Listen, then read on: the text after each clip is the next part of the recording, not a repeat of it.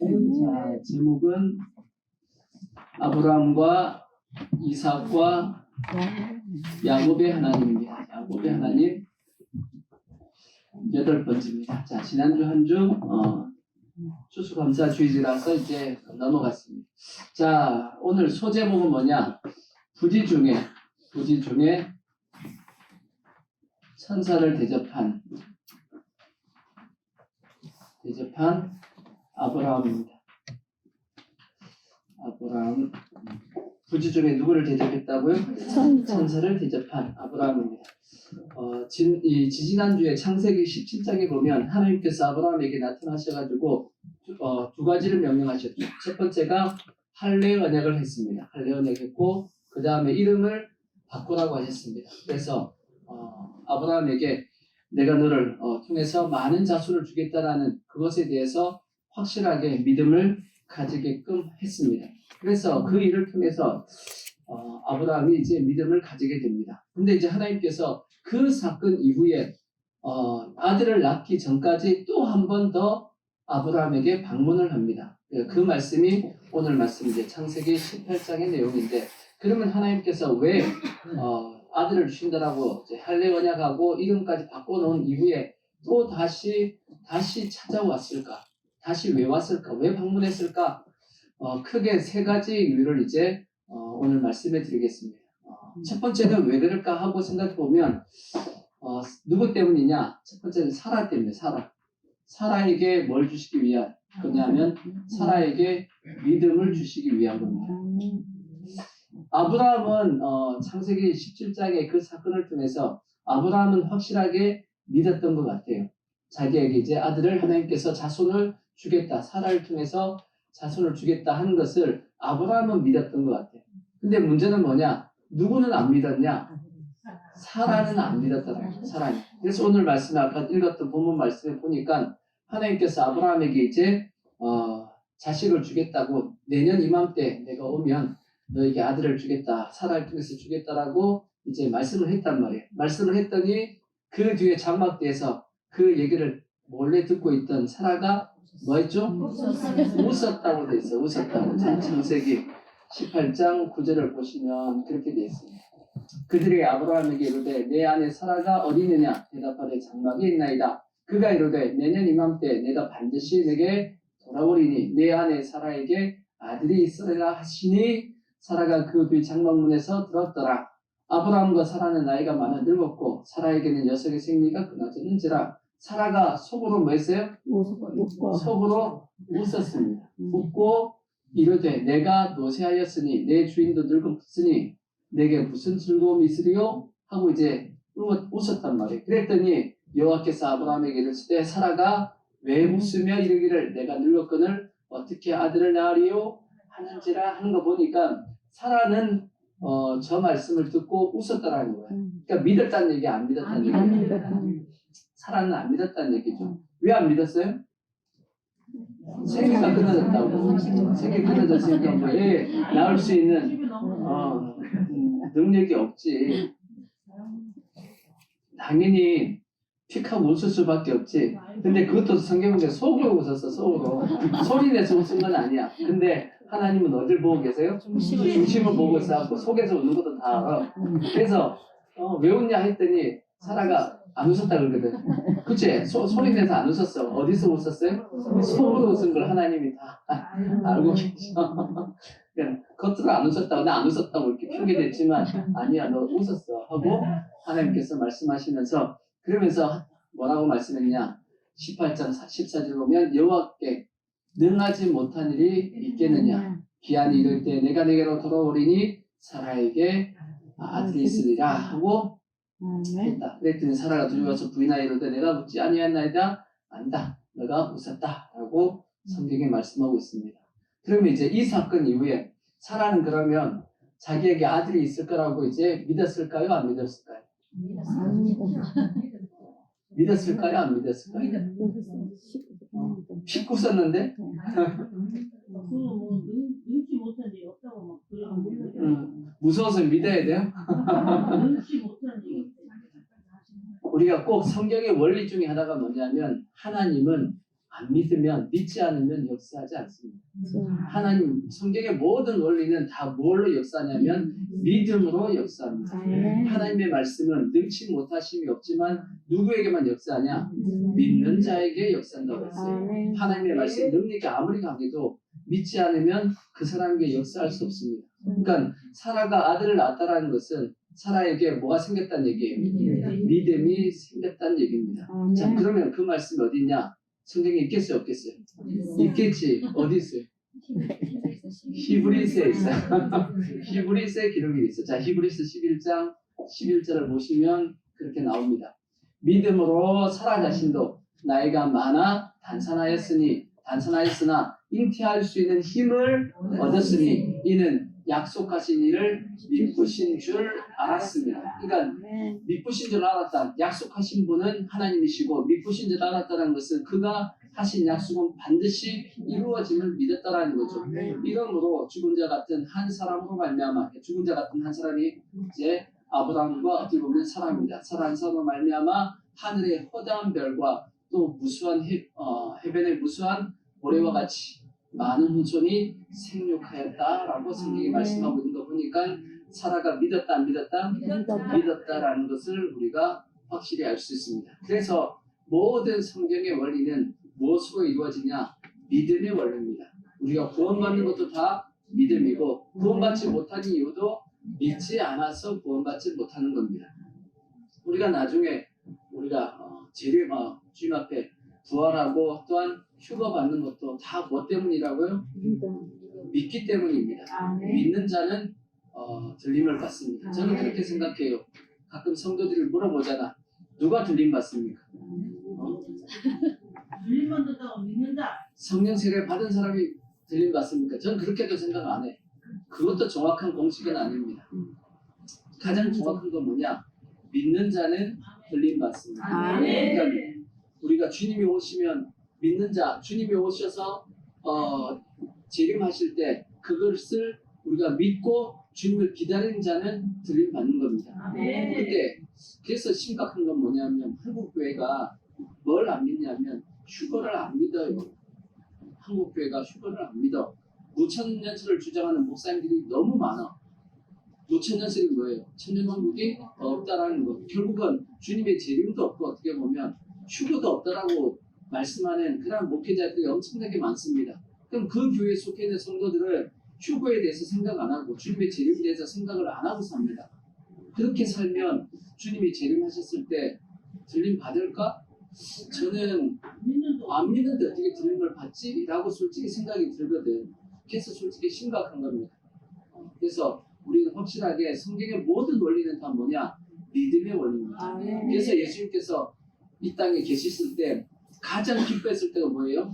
믿는 자를 봤을 때입니다.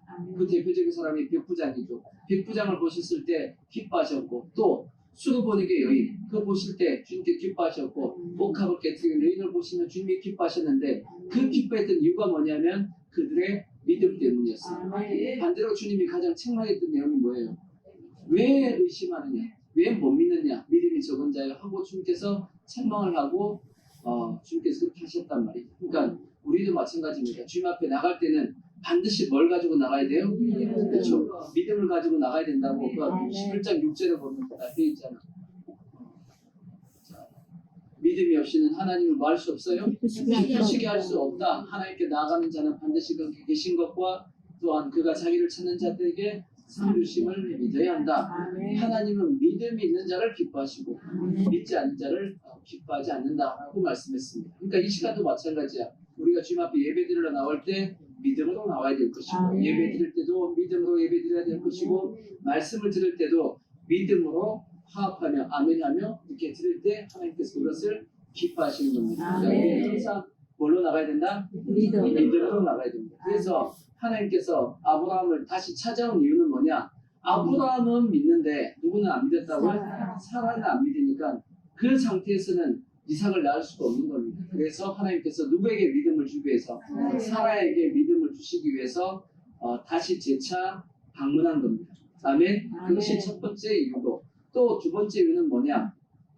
두 번째 이유는 뭐냐면 아브라함에게 뭘 주기 위한 거냐면 축복의 근거를 주시기 위함입니다. 이게 뭔 뜻이냐면 아브라함에게 주시는 축복은 뭐냐면 이건 이제 아들이죠. 아들 이삭입니다. 아들에 대한 축복. 하나님께서 우리에게 축복하실 때는 반드시 두 가지가 선행됩니다. 첫 번째는 뭐냐? 약속입니다. 처음엔 약속하십니다. 근데 약속만으로 하나님께 축복하시냐? 그러지 않습니다.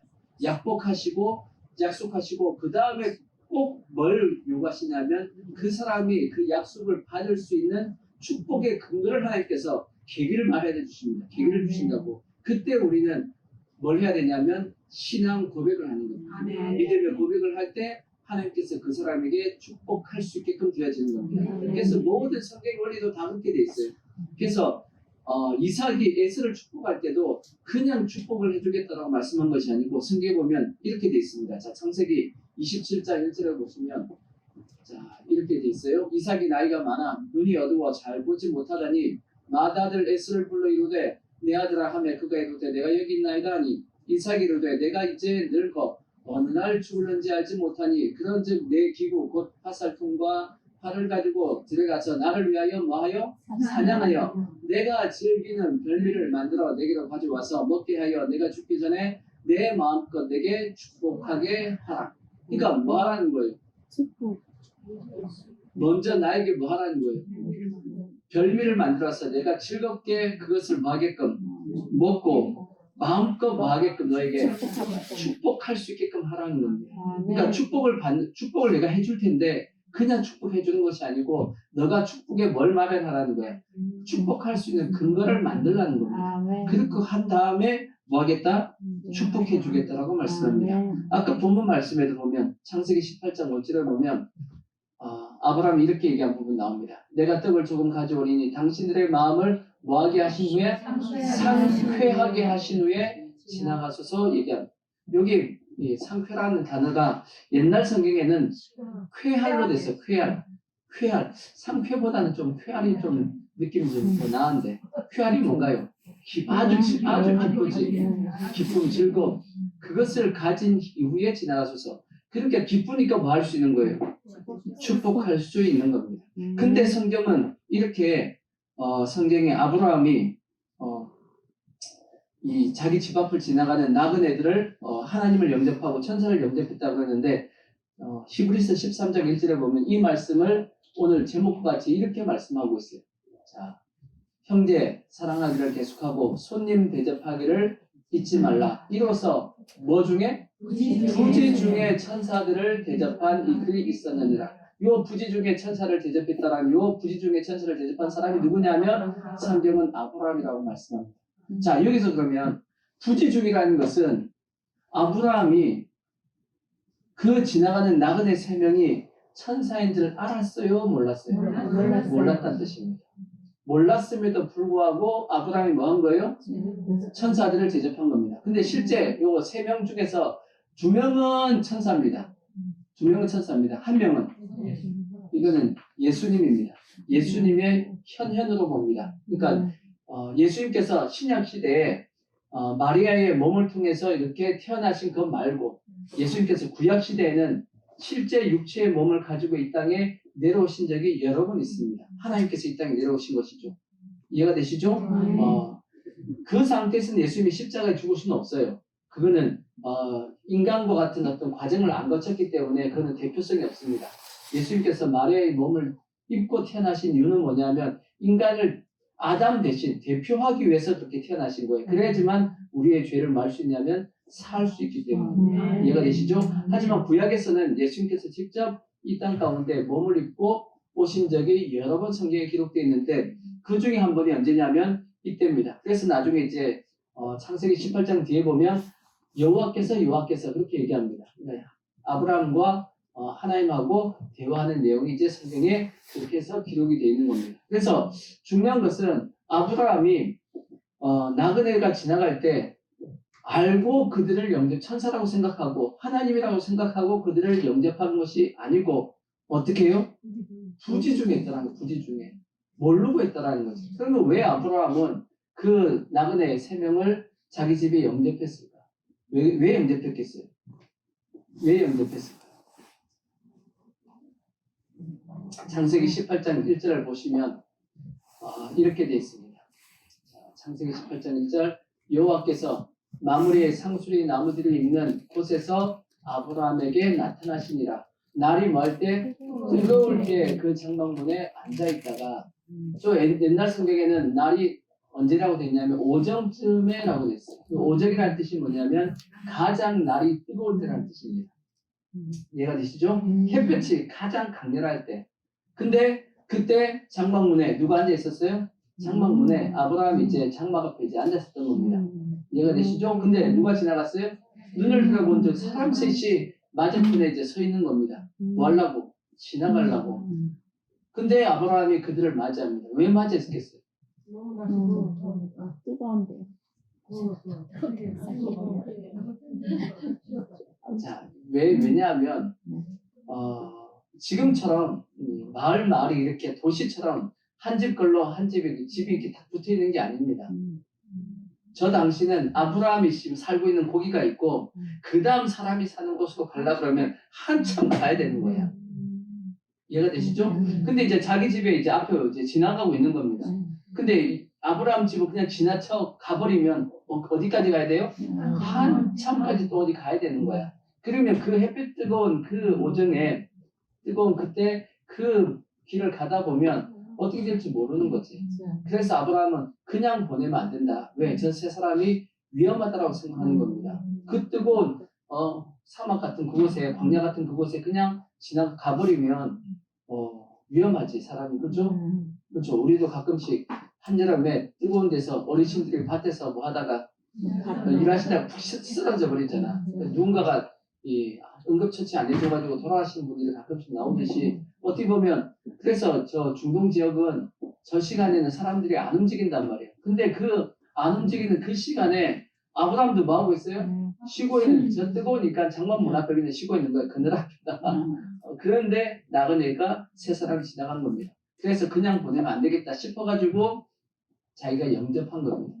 이해가 되시죠? 그래서 세 사람을 이제 데려와서 먹을 걸 들고 하고 이제 영접해서 나그네를 대접했단 말이에요. 근데 이것이 성경에 뭐라고 말씀하냐면 부지 중에 천사를 대접했고 그것이 뭐가 됐냐면 축복의 근거가 되었다라고 그렇게 말씀을 하고 있는 겁니다. 성경에 이런 내용뿐 아니라 우리가 잘 아는 그 원종수 권사님 간증에도 이런 내용이 있잖아요. 그죠? 원종수 권사님 간증에도 할아버지들 나오잖아. 할아버지들. 3명의 할아버지, 뭐 4명이 나오는데 먼저는 3명이 나오죠. 첫 번째가 누구냐면 그 거지 할아버지. 자기 엄마가 데려와가지고 그 유교 끝나고 나서 먹을 것도 없는 그 상황에서 그 엄마가 말이지 거지 할아버지를 자기 집에 들어와가지고 목욕시키고 먹을 거 주고 그 다음에 자기 새 옷 하나밖에 없는데 그거 주라 그러고 그래서 어쩔 수 없이 엄마가 주라 그러니까 줬다고. 그리고 두 번째 또 그 고속버스 터미널에서 알바해가지고 내려오는데 이제 엄마 고기 사주려고 내려오고 있는데 그 버스 정장 앞에서 버스 앞에서 뭐 하고 있어요? 구걸하고 있는 할아버지 보고 자기 알바비 다 줬대잖아요. 그런 것이 또 있었고 또 자기가 이제 인턴 생활인가 할 때 병원에 누가 있었어요? 이 치료를 받아야 되는데 돈이 없어서 치료받지 못하는 할아버지 있었는데 자기가 돈을 줘가지고 치료하게 했던 그러한 어떤 간증이 있잖아. 근데 이제 원전수 원사님이 나중에 이제 미국 가가지고 간증하려고 이제 딱 기도하려고 앉아 있는데 하나님께서 뭘 보여주셨대요? 컷같이 이렇게 환상처럼 탁탁 보였대잖아. 누가요? 그 할아버지들이 탁 보였다고. 그러면서 성령의 음성이 들렸대잖아. 뭐라고 들렸죠? That was me 하고 들렸대잖아. 미국이니까 영어로 했겠다. 한국이었으면 그게 나다 하고 한국말로 했을 텐데 미국에 있었더니 하나님께서 영어로 대답하셨다. 그게 나였더라고. 그렇게 간증하는 말씀 들었죠. 그 원종수 권사님도 그렇게 어떻게 보면 부지 중입니다. 부지 중에 누굴 대접한 거예요? 천사. 예수님을 어떻게 보면 예수님 실제 예수님은 아니지. 예수님이 그렇게 나타나신 것은 아니고 예수님 같은 어떤 역할을 하는 그렇게 어떻게 비유될 수 있는 하나님께서 그런 사람들을 붙여주신 겁니다. 부지 중에 그들을 대접했는데 그것이 나중에 주님께서 이 원조수 권사님을 축복하는 근거가 되었던 겁니다. 이해가 되시죠? 그런 것처럼 우리도 마찬가지입니다. 우리도 근데 우리가 생각하기에 이 아브라함도 그렇고 원조수 권사님도 기회를 잘 잡았다라고 생각하면 안 됩니다. 그것은 평상시 그들이 그렇게 행동을 했기 때문이에요. 평상시. 그렇지 않을까요? 그때 내가 예수님 같이 보이면 그냥 잘 영접해야지. 그게 아니었잖아. 평상시에 그의 삶이 그랬다라는 겁니다. 그러니까 아브라함이 천사를 이 사람들만 대접했을까? 나그네를? 저는 그렇게 생각 안 해. 그 뜨거울 때 지나가는 사람이 있으면 아브라함은 항상 집에 들어와서 이렇게 먹였을 것 같은 생각이 듭니다. 좀 쉬다 가십시오. 왜? 이 뜨거울 때 지나가면 힘듭니다. 혹시 위험할 수도 있으니까 좀 해가 이제 넘어가면 좀 더 이제 선선해졌을 때 가시는 게 낫고 그동안은 여기서 좀 식사도 하시고 쉬고 가십시오. 이렇게 하지 않았을까라고 생각을 한단 말이에요. 그게 맞다라고 보죠. 그러니까 평상시에 그렇게 하다 보니까 부지 중에 누구를 대접할 수 있어요? 천사를 대접할 수 있듯이 우리도 마찬가지입니다. 우리도 평상시에 하나님께서 뭐 할 수 있는 축복할 수 있는 그러한 삶을 우리도 살아야 되는 겁니다. 성경에 보면 양과 염소의 비유가 나오잖아. 양과 염소. 예수님께서 심판하실 때 양과 염소를 나눈 것과 같다 하고 말씀하신 적이 있죠. 자, 거기도 한번 보십시오. 마태복음 25장 31절을 보시면 이런 말씀이 나와있죠. 인자가 자기 영광으로 모든 천사와 함께 올 때 자기 영광의 보좌에 앉으리니 모든 민족을 그 앞에 모으고 각각 구분하기를 목자가 양과 염소를 구분하는 것 같이 하여 양은 그 오른편에 염소는 왼편에 두리라. 그때 임금이 그 오른편에 있는 자들에게 이르되 내 아버지께 복받을 자들이여 나와 창세로부터 너희를 위하여 예비된 나라를 상속받으라. 내가 줄일 때 뭐 했어요? 너희가 먹을 것 주었고 목마를 때 마시게 했고 나그네 되었을 때 영접했고 헐벗었을 때 옷을 입혔고 병들었을 때 돌보았고 아까 원조수 목사님 했는가 똑같네. 그죠? 했고 옥에 갇혔을 때 와서 보았느니라. 근데 문제는 뭐냐? 그들은 자기들이 이렇게 한 것을 알아요 몰라요? 몰랐다라는 게 이제 중요합니다. 이에 의인들이 대답하이로되 주여 우리가 어느 때 주께서 죽이신 것을 보고 음식을 대접했고 목마르신 것을 보고 마시게 하였나이까? 어느 때 나그네 되신 것을 보고 영접하였으며 헐벗으신 것을 보고 옷 입혔나이까? 어느 때 병드신 것이나 옥에 갇히신 것을 보고 가서 배웠나이까? 하리니 왜 이들은 몰랐을까요? 그들은 이들이 예수님이라고 생각을 안 했어.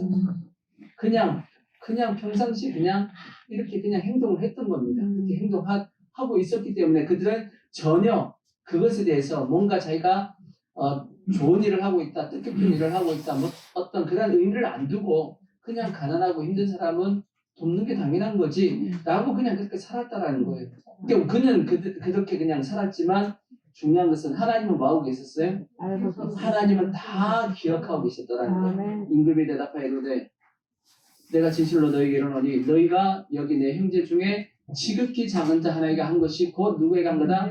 내게 한 것이다 라고 말씀하신 겁니다. 그러니까 우리도 이렇게 해야 되는 겁니다. 아멘.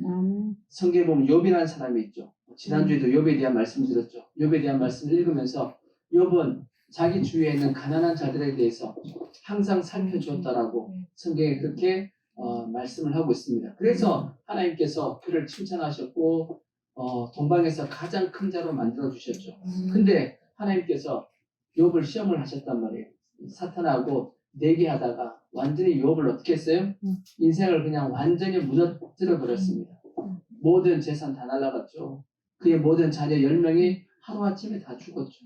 그 다음에 나중에는 자기의 몸까지 완전히 병이 들어서 이제 죽을 지경이 되었고 자기 부인도 하나님을 저주하고 죽으라고 할 만큼 그만큼 부인도 떠나버렸습니다.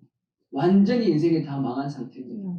근데 성경에 보면 그가 다시 2배의 축복을 받게 되었단 말이죠. 어떻게 2배의 축복을 받았죠?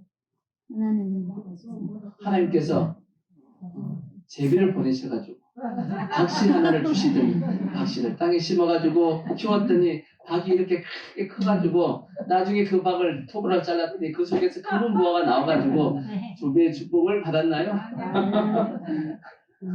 그건 흥부전이고 욥은 그게 아니잖아.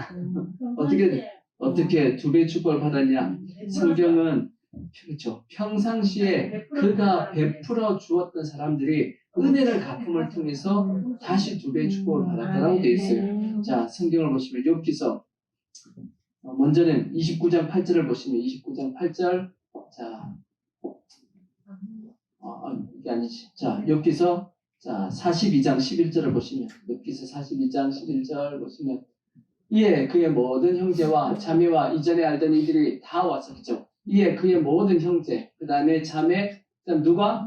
이전에 알던 이들이 다 와서 그의 집에서 그와 함께 음식을 먹고 여호와께서 그에게 내리신 모든 재앙에 관하여 그를 위하여 슬퍼하며 위로하고 각각 캐시타 하나씩과 금고리 하나씩을 주었다. 그러니까 그에게 평상시 은혜를 받았던 사람들이 와가지고 욥을 뭐 해준 거예요? 위로해 준 거예요. 위로해 준 거. 위로하면서 그냥 안 가고 하나씩 놔두고 간 겁니다. 캐시타 하나씩 하고 금고리 하나씩을 놔두고 갔는데 그것이 결국은 나중에 다시 밑거름이 되어가지고 여호와께서 욥의 말년에 욥에게 처음보다 더 뭐 했어요? 복을 주셨는데 이걸 딱 계산해 봤더니 욥기서 1장의 내용과 욥기서 42장의 내용이 배입니다. 배. 2배라고 성경에 되어 있어요. 정확하게 2배. 근데 다 2배인데 하나만 2배가 아니야. 자녀들만 2배가 아닙니다. 자녀만 10명을 더 낳았습니다. 그러니까 그래서 욥의 자녀는 몇 명이에요? 총 20명이죠. 예. 천국에 가 있는 10명, 그 다음에 이 땅에 있는 10명. 결국은 자녀는 2배, 자녀도 2배의 축복을 받은 겁니다. 어차피 천국 가면 다시 만나 안 만나? 만나니까 천국에 10명이 있고 이 땅에도 10명이 있고 그래서 결국은 자녀들도 2배의 자녀를 얻게 되었다라고 그렇게 되어 있는 겁니다. 하나님께서 다 어떻게 해주시냐? 욥이 평상시 뭐 했던 거예요? 가난하고 어려운 자들을 뭐 해준 거예요? 돕고 했던 그 모든 것들이 다시금 축복의 뭐가 되었냐면 근거가 되어진 겁니다. 축복의 근거가. 그래서 우리도 마찬가지입니다. 평상시 뭐 해야 되냐? 평상시 우리가 축복의 근거를 만들어 가야 되는 겁니다. 그러니까 우리는 마치 하나님 앞에 뭔가 능력받고 은사받고 그래야지만 뭔가 축복받는다고 생각하는데 그거는 그냥 하나님께서 쓰시기 위해서 어떤 일을 위해서 주시는 것이지 그것 자체가 축복의 근거가 아닙니다. 은사받고 능력받은 게 축복의 근거가 절대 아닙니다. 그것도 신앙의 그것이 능력받고 은사받았다고 해서 신앙이 성숙한 것도 아니에요. 아시겠죠? 절대 착각하시면 안 돼. 왜냐? 성경에 보면 은사받고 능력이 많았던 고린도 교회를 향해서 사도 바울은 뭐라고 말씀했어요? 너희들은 아직까지 신앙이 뭐다? 어린아이다라고 되어 있어요. 신앙이 아주 어리다라고 말씀합니다. 아무리 능력 나타나고 너희가 방언 세게 하고 뭐 하여튼 여러 가지 뭐 보인다 한다 할지라도 사도 바울이 보기에는 뭐라고요? 아직 신앙이 어린아이와 같다라고 성경이 말씀하고 있는 거 보니까 신앙의 어떤 성숙은 은사와는 상관이 없습니다. 그리고 축복의 근거도 마찬가지입니다. 축복 받는 것도 그것도 은사를 받았다고 해서 축복받는 거 아닙니다. 축복은 반드시 뭐 해야 되냐? 실제 심어야 됩니다. 성경의 원리도 심어야지만 거두는 거지 심지 않고 거두는 법은 없다라고 성경이 말씀하고 있기 때문에 반드시 우리는 축복의 근거를 뭐 해야 되냐? 만들어야 됩니다. 축복의 근거가 있어야지만 주님이 축복하신다. 아까 말씀드린 것처럼 하나님이 먼저 약속합니다. 내가 너 축복해 줄게 한다라고 약속을 받았다라면 두 번째 우리는 뭐 해야 되냐? 하나님 앞에 우리의 축복의 근거를 만들어 드려야 돼요. 그러면 하나님께서 그걸 보시고 우리를 축복해 주신다고 해요. 성경에 보면 축복권을 가진 자들이 세 종류가 있습니다. 축복권을 가진 자들이 세 종류. 첫 번째가 누구냐면 가정의 가장입니다. 가장. 그러니까 보통은 아버지죠. 근데 물론 꼭 아버지라고 얘기할 수 없어요. 믿음의 가장이 있어요. 믿음의. 엄마가 믿음의 가장일 수도 있습니다. 그때는 이 믿음의 가장이 열심히 뭐 해줘야 돼요? 자녀들을 위해서 축복해 주셔야 돼요. 그러니까 그래서 보통 뭐 하라고 얘기하냐면 가정 예배를 드리라고 얘기하는 겁니다. 가정 예배를 통해서 자녀들에게 늘 뭐 하게끔 축복하게끔 그 축복의 소리를 하나님께서 마시고 들으시고 축복하시는 겁니다. 아멘. 그 다음에 이제 또 축복권을 가지고 있는 게 누구냐면 목회자입니다. 구약적으로 보면 제사장이죠. 그래서 성경에 민수기 6장 22절에 그렇게 나와 있잖아. 민수기 6장 22절 보면 여호와께서 모세에게 말씀하여 이르시되 아론과 그의 아들들에게 말하여 이르기를, 그러니까 제사장이죠. 제사장들에게 말하여 이르기를 너희는 이스라엘 자손을 위해서 이렇게 축복하여 이르되 여호와는 너에게 복을 주시기를, 그 찬송입니다. 복을 주시고 너를 지키시기를 원하며 여호와는 그의 얼굴을 내게 비추사 은혜 베푸시기를 원하며 여호와는 그 얼굴을 내게로 행하여 드사 평강 주시기를 원하노라 할지니라 하나 그들은 이같이 내 이름으로 이스라엘 자손에게 말할지니 축복할지니 내가 그들에게 뭐 해주겠다? 축복해 주겠다라는, 복을 주겠다라는 거죠. 그러니까 하나님께서 뭐 하시고 그 제사장이 축복하는 소리를 들으시고 그 백성들에게 축복을 해주겠다라고 말씀했어요. 동일한 원리입니다. 동일한 원리로 가정에서도 그 아빠와 엄마가 자녀를 위해서 뭐 할 때 축복하는 그 소리를 들으시고 하나님은 그 자녀를 뭐 하신다고요? 축복하신다라고 성경에 그렇게 말씀하고 있는 겁니다. 근데 또 하나의 축복하는 자들이 있습니다. 그건 누구냐? 또 하나의 축복하는 자들이 누구냐면 그건 누구냐면 우리의 이웃들입니다. 주위의 사람들이, 내 주위의 사람들이 나를 향해서 뭐라고 얘기되냐면 저 사람은 축복을 받아야 돼 라고 하는 사람이 돼야 돼. 하나님은 뭘 들으시냐면 사람들의 소리를 들으십니다. 사람들의 부르짖는 소리, 사람들이 평상시에 뭐라고 얘기하는지에 대해서 하나님께서 뭐 하시냐면 들으신다는 얘기입니다. 들으시고 그들의 소리를 들으시고 저 사람을 사람들이 축복하네 하고 그 사람을 뭐 하겠다는 거냐면 축복하신다라는 겁니다. 예수님께서 제자들을 보내시며 전도 보낼 때도 그렇게 말씀했죠. 너는 뭐라고요? 어느 집에 들어가든지 뭐라고요? 그 집에 가서 평강하기를 빌라가 그렇게 말씀했습니다. 그 집이 축복을 받을 만한 집이면 하나님이 뭐 하시고 축복을 해주시겠다라는 거예요. 근데 그 집이 축복받을 만한 자격이 안 되면 축복을 안 하시고 그 기도가 다시금 너에게로 돌아올 것이다 라고 말씀했습니다. 그러니까 우리가 축복을 받으려면 주위에서 우리 나를 위해서 뭐 해야 돼요? 계속 축복하는 소리가 나에게 들려야 돼. 그러면 그들의 축복이 나에게 임하는 겁니다. 근데 내가 축복에 자격이 없어. 그러면 아무리 뭐 한다 할지라도 다 돌아가 버립니다. 그러니까 평상시 우리가 축복받을 수 있는 근거를 우리가 마련해야 되는 겁니다. 어떻게 보면 아브라함은 부지 중에 뭐 하다가 천사를 대접하다가 결국은 아들의 축복을 받을 수 있는 축복의 근거를 마련했다라고 성경이 말씀하고 있으니까 우리들도 마찬가지입니다. 평상시 우리가 하나님 앞에 축복을 받을 수 있는 근거를 마련할 수 있는 그런 믿음의 모습이 꼭 되어지기를 부탁의 말씀을 드리겠습니다. 그 다음에 이제 세 번째, 이제 하나님께서 아브라함을 찾아오신 세 번째 목적은 뭐냐? 뭘 위해서 왔을까요? 롯을 구원하기 위해서 왔어요. 롯을 구원하기 위해. 어떻게 보면 롯뿐 아니라 누구도 구원하기 위해서 왔냐면 소돔성을 구원하기 위해서, 소돔과 고모라 성을 구원하기 위해서 오셨다라고 볼 수 있습니다. 왜? 아까 이제 이 대접을 다 받으신 이 두 천사하고 한 명이 이제 하나님께서 성경에 보니까 두 천사는 어디로 갔어요? 소돔과 고모라 땅으로 내려갑니다. 내려갔고 이제 예수님이 남았죠. 예수님이 아브라함에게 말을 던집니다. 뭘 말을 던지냐면 내가 너한테 뭐 숨기겠느냐 하면서 이제 얘기를 시작합니다. 이거는 아브라함이 가르쳐달래서 가르쳐준 게 아니에요. 하나님께서 얘기하고 싶어서 얘기한 겁니다. 자, 창세기 18장 보시면 18장 16절 보시면 자, 그 사람들이 거기서 일어나 소돔으로 향하고 아브라함은 그들을 전송하러 함께 나가니라. 여호와께서 이르시되 내가 하려는 것을 아브라함에게 숨기겠느냐 그렇게 얘기했죠. 그러니까 하나님께서 아브라함에게 아까는 자식이 있겠다라고 하나님께서 먼저 얘기했어요. 대접하니까 자식이 있겠다라고 얘기했고 또 여기도 아브라함이 뭔가 가르쳐달라고 얘기한 게 아니에요. 그냥 하나님이 아브라함에게 뭐라고요?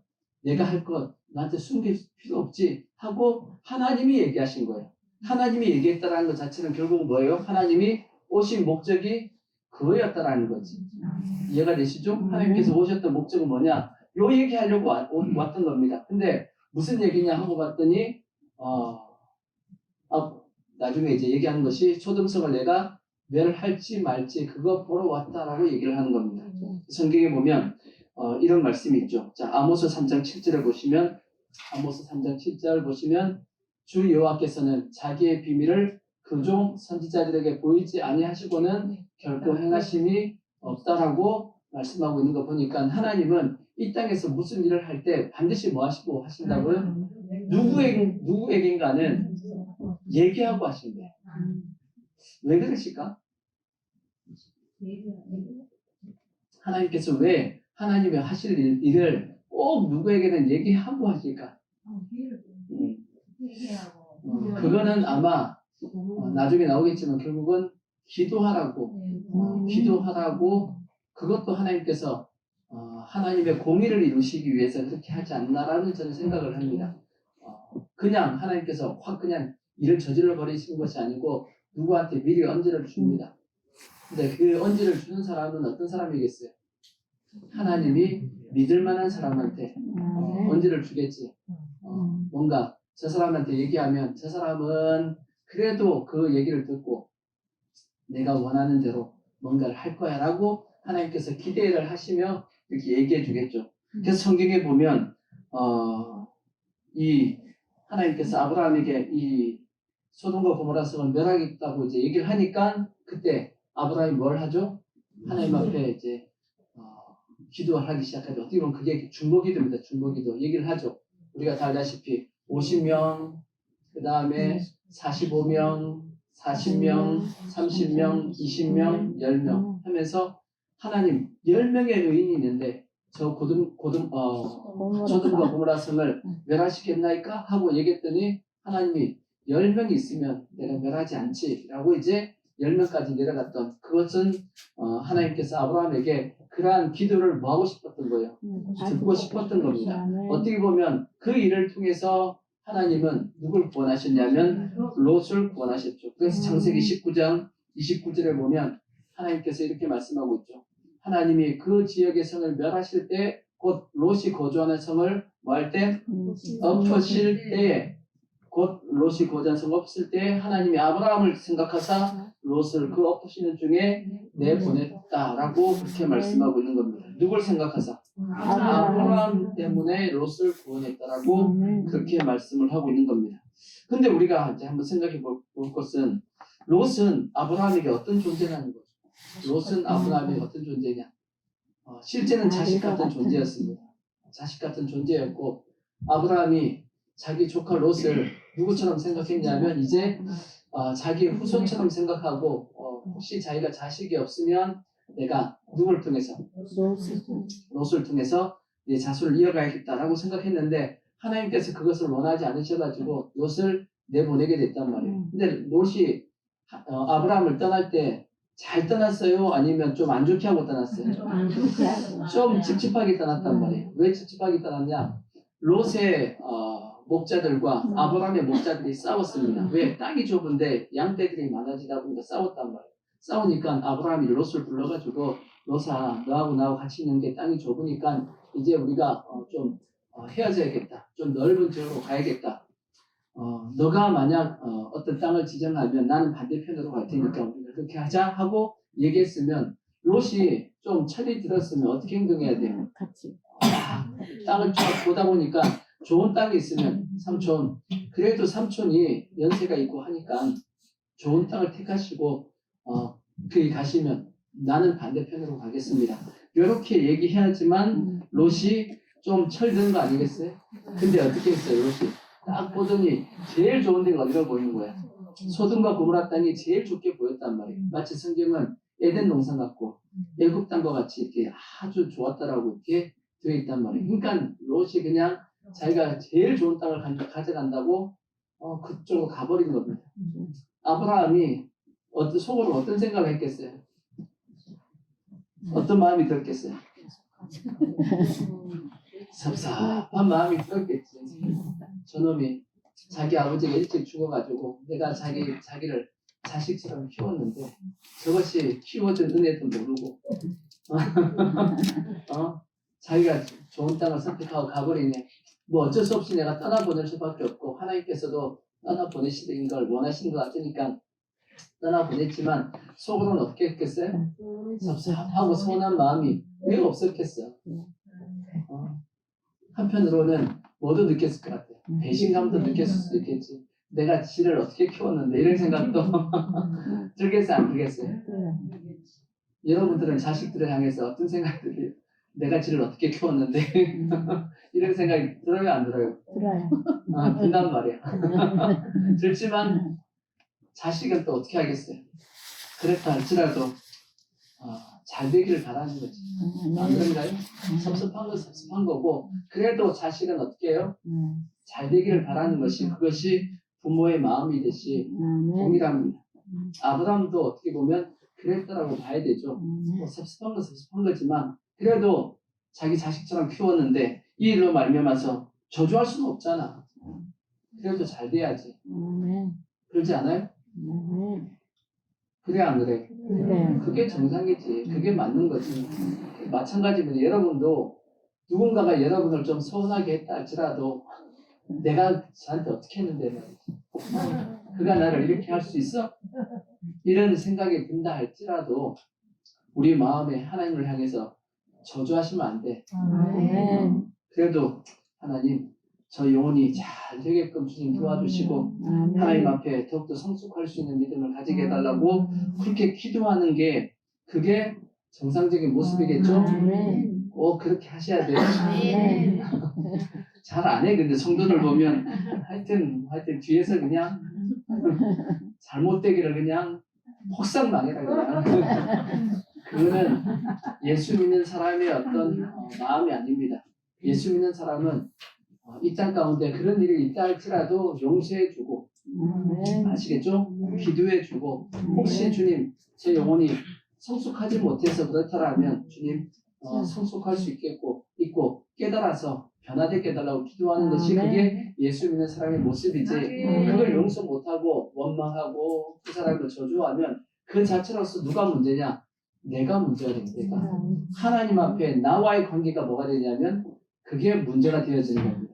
실제적으로 우리가 용서를 못 받아서도 우리가 하나님과의 관계가 문제가 생기지만 또한 한편으로 내가 용서 못 해가지고도 하나님과 나와의 관계가 문제가 생깁니다. 그렇지 않나요? 우리는 반드시 용서할 자는 용서해야 되고 내가 용서를 구해야 될 자는 용서를 구해야 됩니다.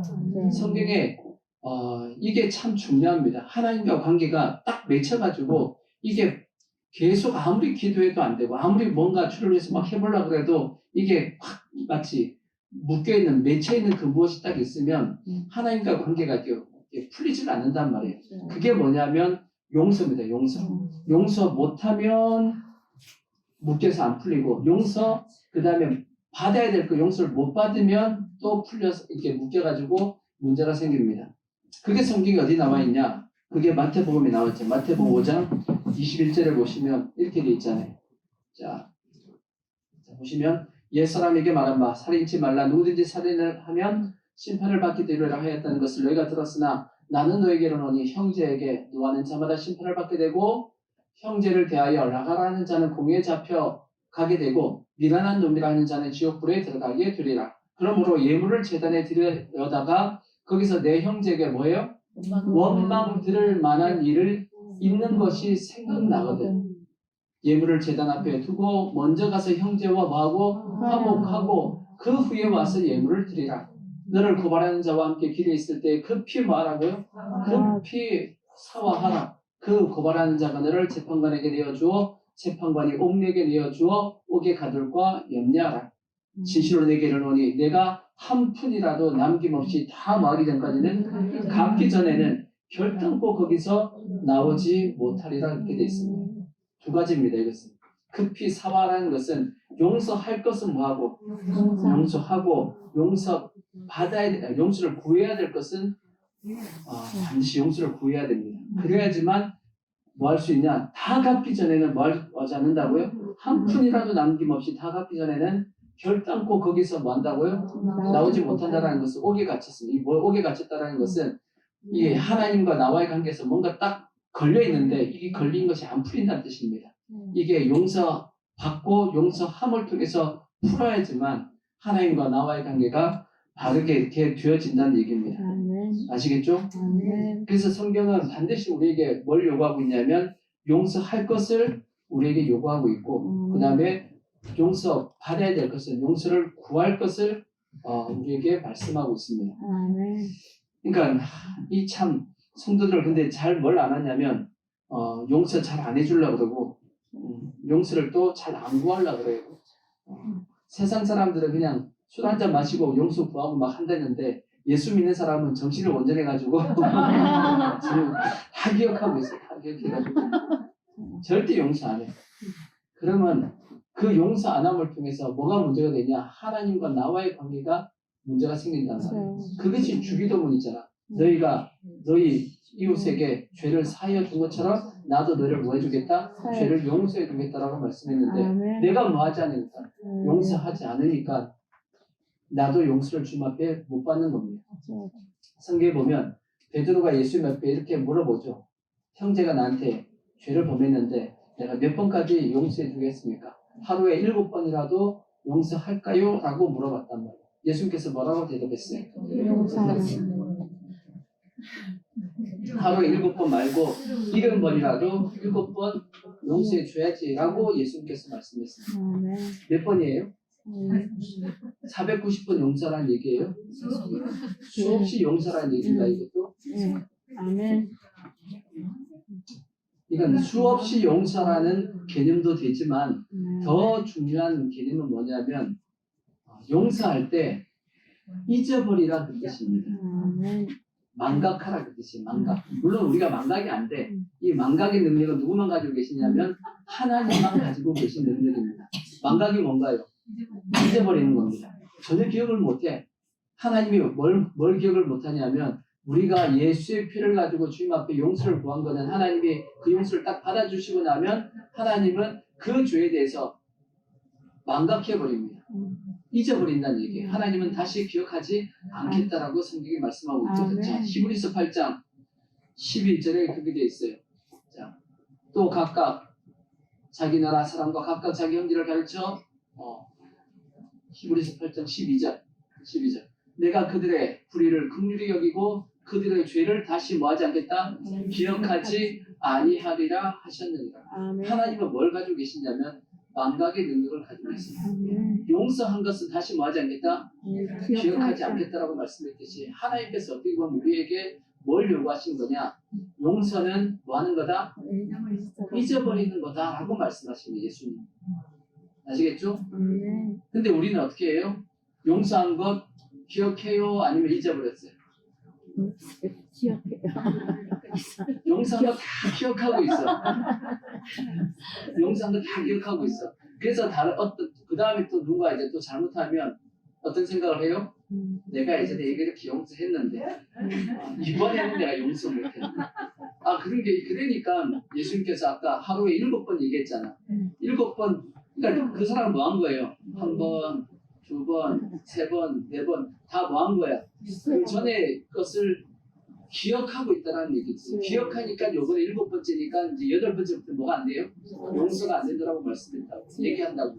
근데 그것은 진정한 용서가 아니다라고 말씀하고 있는 겁니다. 용서는 뭐 하는 거다?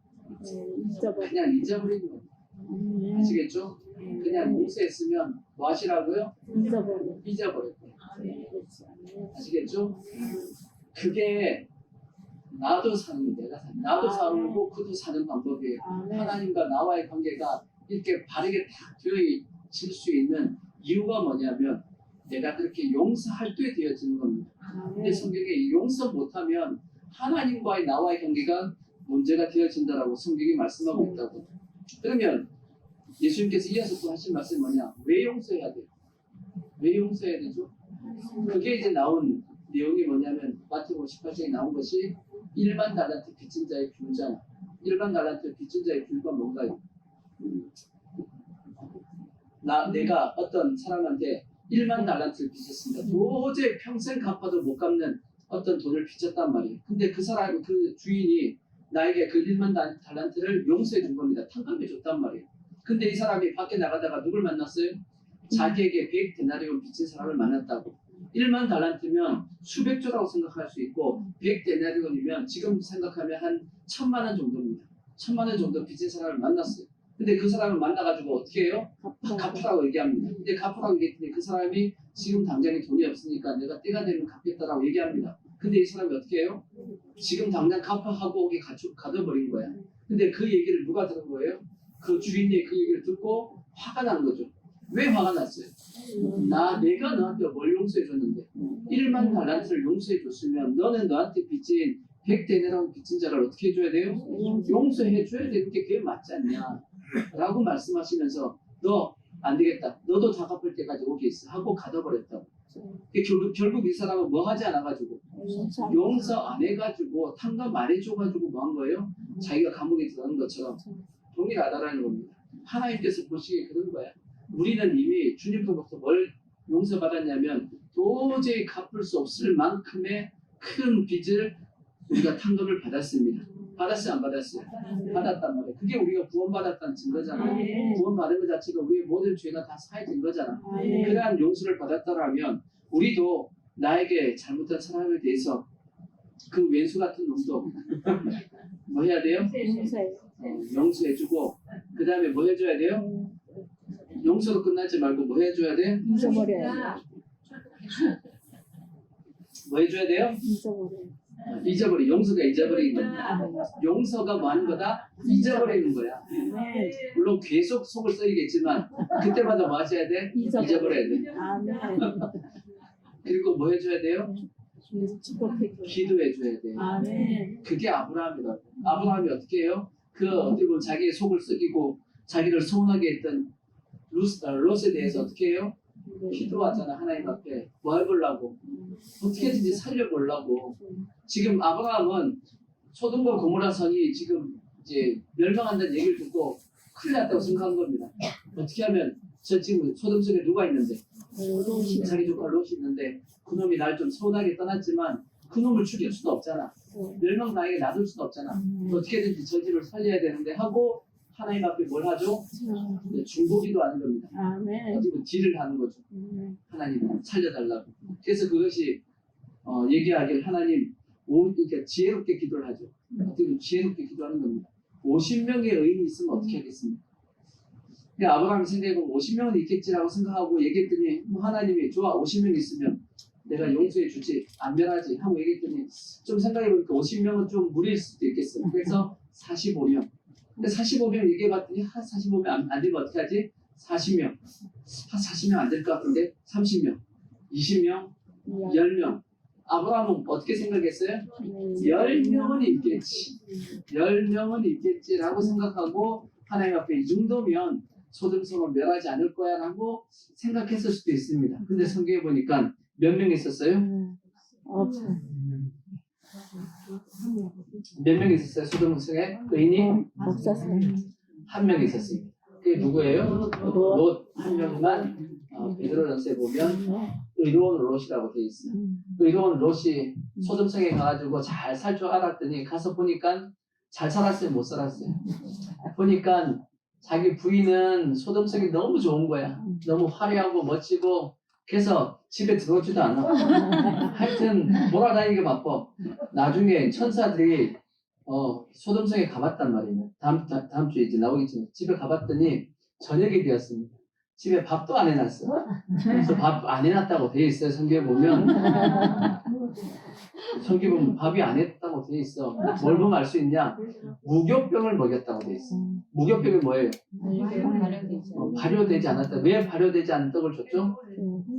유교병은 발효를 시켜야 돼. 밥을 준비해놨다는 뜻입니다. 준비해놓은 떡이 없었다는 얘기지. 그러니까 뭐 한 거예요? 밥도 안 해놓고 돌아다니기 바빴다면 누가? 이 옆에 내가 이 옆에 내가 돌아다니기 바빠가지고 놀기 바빠가지고 그렇게 했다는 뜻이에요. 근데 롯은 그 죄악이 가득한 이 소돔성에 함께 어울리지 못해가지고 그냥 성문 앞에서 이렇게 우두커니 이제 앉아 있었더라고. 그러다가 누굴 만났냐면 천사를 만났더라고. 그렇게 돼 있잖아. 그러니까 자기 부인도 보니까 나가서 지금 정신없죠. 그러니까 나중에 롯의 부인은 소돔 속에 멸하니까 어떻게 됐어요? 뒤를 쳐다볼 수밖에 없는 거야. 왜? 미련이 남아있으니까. 두 딸은 어떻게 했어요? 두 딸도 문제가 많지, 그죠? 얘기 안 하겠습니다. 다음 주 얘기하겠지만 하여튼 문제가 많은 딸들입니다. 하여튼 그래가지고 딸들도 하여튼 문제가 많았고, 근데 딸들까지 데리고 나왔지만 나중에 우리가 알다시피 그 아버지 롯과 딸들과 관계를 통해서 모압과 암몬이 태어나게 되는 그렇게 되어진 거죠. 그러니까 딸들도 문제가 생겼고 부인도 문제가 생겼고, 그러니까 이 롯이 잘못된 선택을 통해서 그렇게 되어버린 겁니다. 하여튼 그 소돔 속에는 의인이 몇 명밖에 없었다? 한 명밖에 없었습니다. 간신히 롯과 그의 두 딸만 성경의 구원을 받게 되었는데, 그나마 누가 기도해줘서 아브라함의 기도를 통해서 하나님께서 이 소돔 속을 멸하는 중에 누굴 기억하사 아브라함을 생각하사 롯을 구원해 주셨더라고 그렇게 말씀합니다. 이런 걸 보면 또 우리가 또 생각해 볼 것은 뭐가 있냐면, 그래도 내 주위에 기도하는 사람이 있다는 게 감사한 겁니다. 나를 위해서 기도해 주는 사람이 있는 게 감사한 거야. 롯은 자기가 구원을 받았을 때 천사들이 와가지고 강제로 끌고 나가서 구원시켰잖아. 롯은 생각하기를 자기가 구원받은 것이 아브라함 때문인지 알았을까요? 몰랐을까요? 몰랐겠죠. 근데 성경은 분명히 누구 때문에? 아브라함 때문에 롯을 보냈다라고 말씀했듯이 롯은 몰랐지만 하나님은 아브라함 때문에 롯을 구원하셨습니다. 그렇다면 우리의 삶 가운데도 마찬가지지. 내가 어떤 위기를 벗어났는데 내가 잘나가지고 위기를 벗어났을까? 그렇게 생각할 수 없습니다. 누군가가 나를 위해서 뭐 해준 거예요?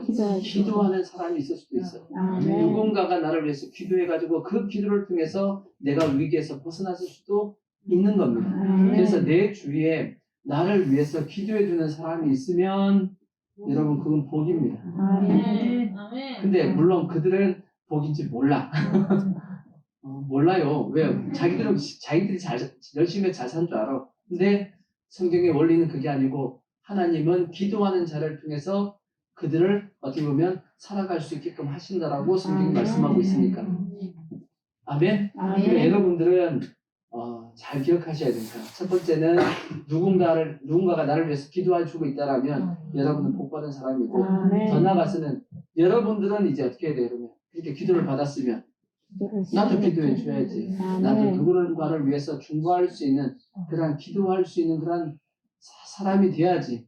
그것이 하나님 앞에 또 축복받을 수 있는 근거가 되어야죠. 그래서 여러분들의 그 기도를 통해서 누군가가 위기 가운데서 이렇게 문제 가운데서 해결받고 건진받을 수도 있으니까 우리는 끊임없이 뭐 해야 되냐면 중보 기도해야 되는 겁니다. 아멘. 그래서 성경에는 중보 기도하라고 성경에 많이 말씀을 하고 있고, 그렇게 기도하는 것이 우리가 기도하는 것이 땅에 떨어지지 않습니다. 뭐 사무엘 선지자만 이렇게 말하는 것이 땅에 안 떨어지는 것이 아니고, 우리가 기도하는 것도 하나님께서 다 들으시고 그 기도에 대해서 때가 되면 응답하실 겁니다. 그래서 늘 깨어서 기도하는 중보하는 모습이 되어야 됩니다. 더 나아가서 이제 다시 한 말씀만 더 드리면, 하나님께서 아브라함에게 이렇게 얘기하죠. 자, 다시 18장 17절을 보시면, 창세기 18장 17절, 여호와께서 이르시되 내가 하려는 것을 아브라함에게 숨기겠느냐? 숨기겠다, 안 숨기겠다? 안 숨기겠다라는 거죠. 뭘 얘기해 주겠다는 얘기냐면 비밀을 공유해 주겠다는 겁니다. 비밀을 공유하는 건 누구에게 비밀을 공유하나요? 믿을 수 있는 사람. 또 성경은 그 믿을 수 있는 사람이 누구냐면 친구라고 되어 있어요. 자, 그것은 요한복음 15장 15절에 보면 그렇게 되어 있어요. 자, 이제부터는 너희를 종이라 하지 아니하리니 종은 주인이 하는 것을 알지 못함이라. 너희를 친구라 하였노니 내가 내 아버지께 들은 것을 다 너희에게 알게 하였음이라 라고 말씀했듯이, 친구는 뭐 하는 관계냐? 부모에게도 얘기 못하고 형제에게도 얘기 못하는 것은 누구한테 얘기했냐면 친구한테 얘기합니다. 친구한테 상담을 잘 받아야 돼. 잘못 받으면 그것도 골치 아파. 하여튼 자기의 어떻게 보면 비밀을 얘기할 수 있는 그 관계가 뭐냐면 친구인데, 그래서 성경에 보면 아브라함도 그 다음에 모세도 하나님의 친구라고 돼 있어요. 이 딱 두 사람이, 아브라함하고 모세가 하나님의 친구와의 관계였다라고 성경이 말씀하고 있는데 친구라는 것은 결국은 마음도 맞는 사람이죠. 마음도 맞고 생각도 뭐예요? 맞으니까 뭐 할 수 있는 거예요. 친구가 될 수 있는 거죠. 그러니까 말이 통해야 친구지. 얘기했는데 딴소리를 해봐.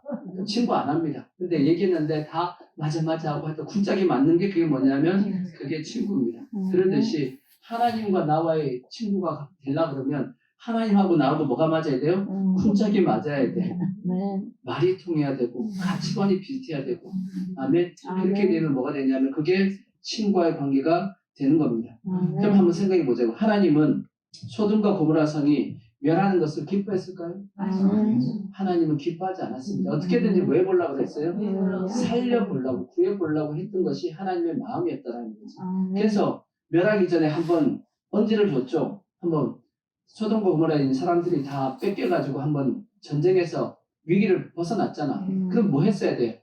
회개했어야 되는데 불구하고 회개 안 했단 말이에요. 그러니까 하나님이 그럼에도 불구하고 멸하는 것을 원하지 않아서 누구에게 기도를 시킨 거야. 아브라함에게 그냥 내가 그냥 멸하고 싶지만 그리고 어떻게 보면 내가 그냥 어떻게 보면 저 소돔과 고모라 성에 대해서 용서해 줄게 하고 용서해 주고 싶지만 그게 안 되는 것은 하나님은 공의의 하나님이에요. 뭔가 근거가 있어야 된다고. 그러니까 그 근거를 누구한테 찾은 거예요? 아브라함에게 찾은 거예요. 넌지시 얘기한 겁니다. 소돔과 고모라 성을 멸할 수 있다라고 얘기하니까 아브라함이 뭐 한 거예요? 기도한 거죠. 그 기도를 통해서 뭘 해보려고? 소돔과 고모라 성을 구원해 보려고 했던 겁니다. 이와 같은 사건이 성경에 또 있죠. 그게 요나서잖아. 요나서잖아. 하나님께서 니느웨 성을 멸하겠다라고 누구한테 언지를 줬어요? 요나에게 얘기해 줬단 말이에요. 그럼 요나는 그 얘기를 듣고 어떻게 했어야 돼요? 하나님의 마음이 어디에 있죠? 니느웨 성이 멸하는 것을 하나님께서 기뻐하지 않나 보다. 어떻게든 니느웨 성을 살려야겠다 하고 가서 열심히 회개하라고 외쳤어야지만 그게 정상적인 요나의 모습일 텐데 그것이 하나님께서 요나에게 원했던 모양일 텐데 요나는 뭘 몰랐어요? 하나님의 마음은 몰랐어. 니느웨 성을 구원하려고 하는 그 마음은 몰랐단 말이에요. 근데 오히려 요나는 어떻게 생각했죠? 아싸! 이렇게 생각했다고. 아싸가 뭐예요? 그때 당시 니느웨가 계속 아수르의 수도니까 아수르가 계속 이스라엘을 괴롭히는 나라니까 이 나라가 이제 멸망해버리면 이스라엘이 더 강력해지니까 좋다라고 생각하고 오히려 이제 도망가 버렸단 말이에요. 그죠? 뭘 몰랐기 때문에. 하나님의 마음을 몰랐기 때문이죠. 하나님의 마음이 뭐였어요? 자, 요나서 4장 1절에 보시면 그렇게 돼 있잖아. 하나님의 마음은 요나서 4장에 요나가 매우 싫어요. 내려가시면 하나님의 마음이 나오죠. 더 내려가면 더 내려가 계속. 자, 더 내려가면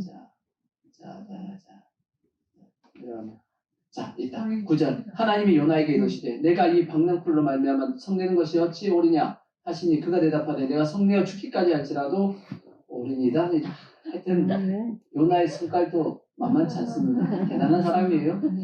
여호와께서 이르시되 내가 수고도 아니하였고 재배도 아니하였고 하룻밤에 났다가 하룻밤에 말라버린 이 박능쿨을 아꼈거든. 하물며 이 큰 성읍 니느웨는 좌우를 분별하지 못하는 자 12만 여명이요 가축도 많이 있나니 내가 어찌 아끼지 아니하겠느냐 하시니라.